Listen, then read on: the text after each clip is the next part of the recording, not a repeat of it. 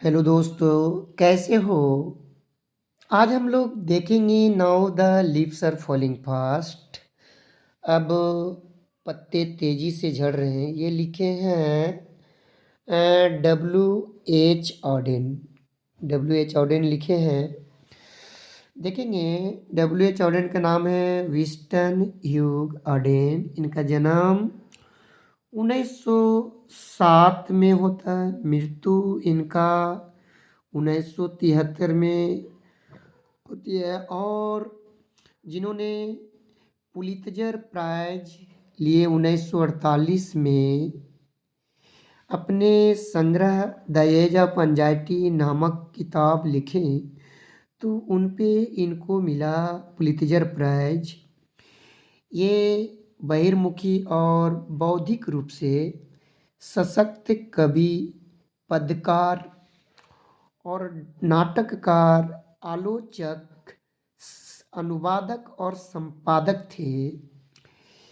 उनके जो कविता थे एक गंभीर खेल थी। उनके जो कविता थे उनके लिए एक गंभीर खेल थी, which should depend people self. इन्होंने लोगों की आत्म जागरूकता की गहराई करना चाहते थे, लेकिन it should not in case, किसी मामले में नहीं लेकर, किसी मामले को लेकर नहीं। ये डायरेक्टली अफेक्ट मेन पॉलिटिकल, मनुष्य की राजनीतिक और धार्मिक विकल्पों को प्रभावित करना नहीं चाहते थे। इनका जो शुरुआती पोएम था वो राजनीतिक संबंधों से, राजनीतिक से संबंधित था और आइडियाज, विचारों से। बाद वाला जो पोएम था स्पष्ट रूप से ये क्रिश्चियन और पर्सनल टोन में थे। एज ए टेक्नीशियन, एक तकनीकी के रूप में ऑर्डन जो है स्पष्ट करते हैं कई प्रकार के छंद के रूपों में और मीटर की खोज करते हैं। उनका जो शौक था, पैशन था, वर्ड क्वाइनिंग, शब्दों को जोड़ने और प्राचीन शब्दों का प्रयोग करने का, विच में एक अटेम्प, बार बार अंडरस्टैंड टू डिफिकल्ट, समझने में कठिनाइयाँ होती थी। ये ईयरली मैंने शुरुआती में 1939 के शुरुआती में इंग्लैंड छोड़ दिए और सेटल बस गए परमानेंटली यूनाइटेड स्टेट में।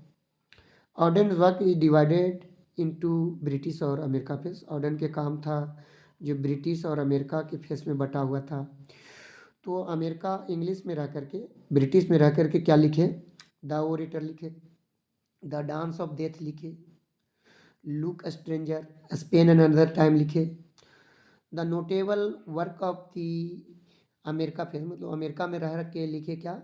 तो अमेरिका में रह करके लिखे new year letter, for the time being, the age of anxiety, जिन पर इनको पुलित्जर प्राइज मिला, द शील्ड ऑफ एक्लीज, और जो प्रेजेंट लिरिक है, वर्तमान जो गीत है इनका, now the leaves are falling fast.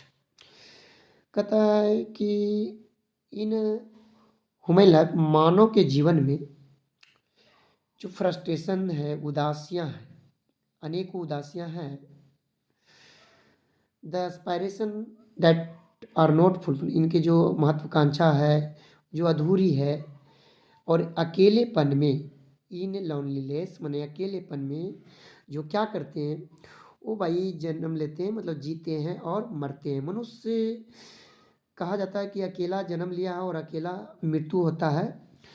तो कभी भी परिस्थितियों से ना डरे, परिस्थितियों से लड़ने का प्रयास करे।